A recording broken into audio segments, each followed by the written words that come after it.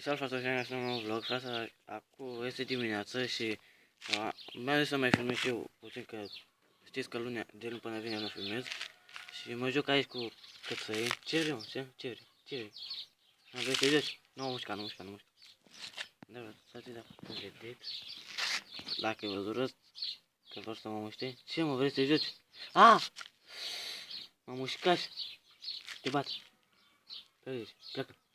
Și da, frate, da, am făcut atât că am zis să mai postez și eu, că postez numai 4 pe 2 zile și am să postez câte 5-6 așa.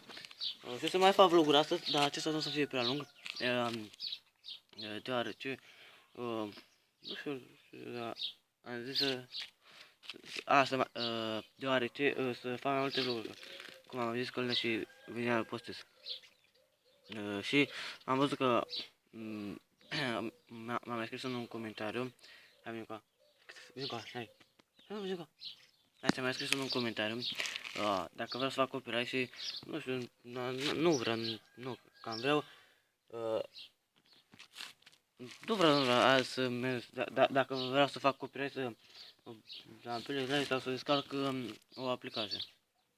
Da, este ora 10 și 5 minute și fix nu știu cât este, dar faceți un subscribe și dacă v-a plăcut acest vlog, nu uitați să apăsați butonul de like și să vă abonați din nou la canalul meu. Adică nu din nou, cei care nu sunt abonați. Pa, pa!